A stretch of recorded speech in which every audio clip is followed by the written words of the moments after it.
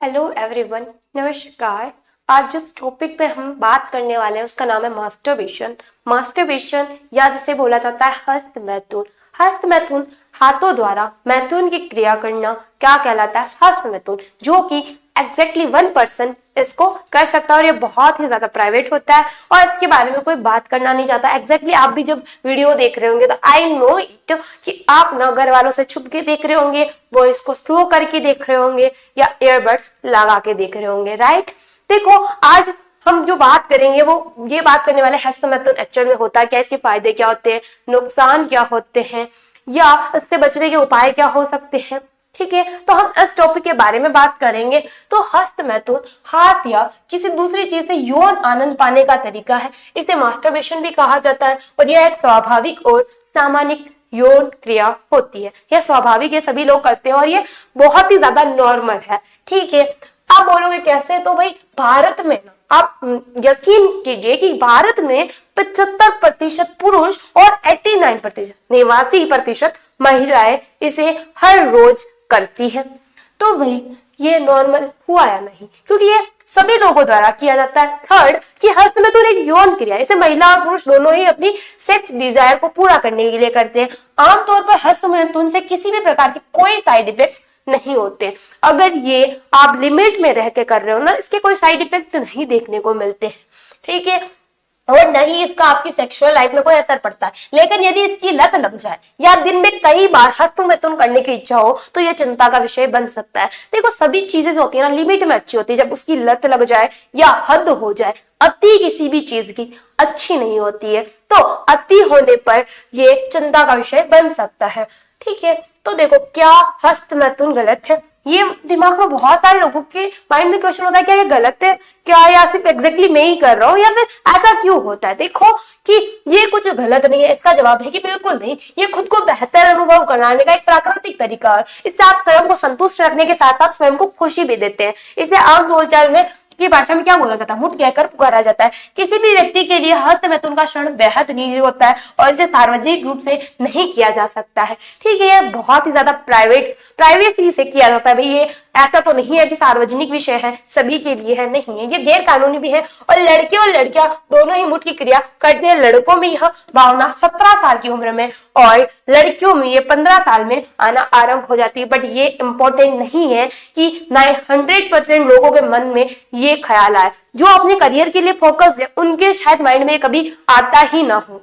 मेरे को जहां तक लगता है, मैं 99.9% श्योर हूँ, जो अपने करियर के लिए फोकस्ड है ना, उनके माइंड में ये चीज नहीं आती। बट एग्जैक्टली अगर आपके माइंड में ये क्वेश्चन है कि मैं कुछ कर रहा हूँ, गलत कर रहा हूँ, तो बिल्कुल नहीं, ये बहुत ही ज्यादा नॉर्मल है और ये खुद को खुशी देने के लिए किया जाता है। जब आप देखो जब खुद को खुशी किससे मिलती है? टीवी देखने से, फोन देखने से, तब आप ऐसे देखते हो। तो वही चीज अगर आप ये कर रहे हो तो ये कोई गलत नहीं हुआ।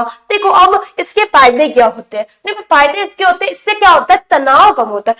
जो डिप्रेशन का शिकार होते हैं ना, जिनको डिप्रेस्ड ज्यादा हो जाता है, तनाव ज्यादा रहता है, प्रॉब्लम्स का भी इतना घेरा, तो उनका क्या होता है? तनाव कम हो जाता है। और इससे क्या आती है? नींद अच्छी आती है, इससे आत्मविश्वास बढ़ता है, इससे शरीर के प्रति सहज महसूस होता है, इससे शारीरिक और भावनात्मक तनाव से मुक्ति मिलती है, इससे रोग प्रतिरोधक क्षमता बढ़ती है, इससे मासिक धर्म में जुड़ी परेशानियां दूर होती है।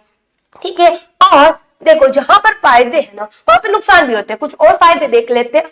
देखो, हस्त मैथुन करने से एंडोर्फिन, डोपामाइन और ऑक्सीटोसिन रिलीज होता है। हस्त मैथुन करने से शारीरिक संबंध बनाने के प्रति लज्जा, खेद, शर्म की भावना क्या होती है? खत्म हो जाती है। ठीक है, यह पॉइंट्स ना लड़कियों के लिए, लड़कों के लिए हो सकते हैं। ठीक है, कुछ पॉइंट्स जो है लड़कियों और लड़कों के लिए सेम हो जाते हैं। ठीक है, नुकसान इसके जो लड़कियों के लिए होते हैं तो क्या होते हैं? देखो, लगातार या अत्यधिक उत्तेजना के कारण, अगर आप ये लगातार कर रहे हो, अगर आप लिमिट में रख के कर रहे हो तो इससे कोई साइड इफेक्ट नहीं हो रहा। बट अगर आप लगातार कर रहे हो तो अत्यधिक उत्तेजना के कारण योनि का सूखापन या चोट आ सकती है, जी स्पॉट और बग शेप की असंवेदनशीलता, साथी के साथ वास्तविक यौन मुठभेदों में रुचि का अभाव, योनि में संक्रमण या चोट लगने की अधिक संभावना, संभोग सुख प्राप्त करने में विफलता, साथी या करीबी सदस्यों के साथ निकटता या भावनात्मक संबंध की कमी, चिड़चिड़ापन, दूसरों से असंतोष, अन्य दैनिक गतिविधियों में अरुचि, ऐसे आपको साइड इफेक्ट्स इसके देखने को मिल सकते हैं। और इसके क्या नुकसान हो जाते हैं? तो बहुत ज्यादा हस्त मैथुन से शारीरिक और मानसिक तरह के साइड इफेक्ट हो सकते हैं, ना सिर्फ ये आपके शरीर पे इफेक्ट कर सकता है, मानसिक भी कर सकता है। बट ये जब होता है जब आप अति कर रहे हो, जब आप लिमिट में रह के कर रहे हो, तो मैं ये बोलूंगी बिल्कुल भी ये गलत नहीं है, बिल्कुल ही एग्जैक्टली आप कुछ गलत नहीं कर रहे हो, नॉर्मल सी चीज है। नॉर्मल होता है जो अपनी खुद को खुशी देने के लिए किया जाता है। बट अगर आपको अति हो रही है तो मैं आपसे कहूंगी कि ये बिल्कुल भी सही नहीं है। तो आपको क्या करना चाहिए, अगर ज्यादा ही अति हो रही है तो बचने के लिए आप क्या कर सकते हो कि उपचार महिलाओं के लिए हो सकते हैं कि एक सेक्स थेरेपिस्ट के पास परामर्श करो, ताकि वो आपके लिए फायदेमंद कुछ तो सलाह देगा। वो आपको सेक्स की लत समर्थन समूह चिकित्सा में जाओ, अन्य गतिविधियों जैसे कि एक शौक या खेल के, यानी आपकी जो भी शौक है जिसमें आपको इंटरेस्ट आता वो चीजें करो, ताकि आप ध्यान आपका डाइवर्ट कर सको।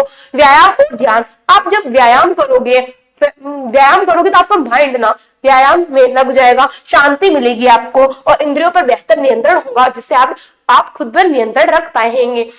अब आप बोलोगे महिलाओं में हस्तमैथुन क्रिया क्या होती है, तो लड़कियों या महिलाओं में हस्तमैथुन क्रिया, मेरे को पता है यहाँ पे जो भी देखने आया उसको एग्जैक्टली पता है क्या होता है कैसे होता है, बट फिर भी आप यहाँ पर मेरे को पता है आप यहाँ पर सुनना चाहोगे। तो देखो, हस्तमैथुन क्रिया, लड़कियां या महिलाएं हस्तमैथुन की क्रिया करने के लिए अपनी वजाइना को हिलाना या रगड़ना शुरू करती है, और खास तौर पर वह वजाइना को उंगली से हिलाती है। और आजकल जो वाइब्रेटर और डिल्डो जैसे यंत्रों का सहारा लिया जाता है। कुछ महिलाएं सिर्फ कपोल या कल्पना जिसे फैंटेसी करते हैं, यानी कि अपने थिंक से, यानी वो सोचते अपने कल्पनाओं से क्या, यानी चरमोत्कर्ष तक पहुंच जाती है, अपनी कल्पनाओं में ऐसा कुछ करती है, उसे क्या बोला जाता है, फैंटेसी बोला जाता है। ठीक है, और इसी के साथ पूरी इंफॉर्मेशन खत्म हुई। और मैं लास्ट टाइम बस आपसे ये कहना चाहूंगी, अगर आपके माइंड में एक क्वेश्चन है ना कि ये गलत है, तो बिल्कुल भी नहीं है ये गलत, बट इसकी अति गलत हो सकती है और आप पे प्रभाव बुरा डाल सकती है। तो आप सभी से निवेदन है मेरा कि अति किसी की ना करे,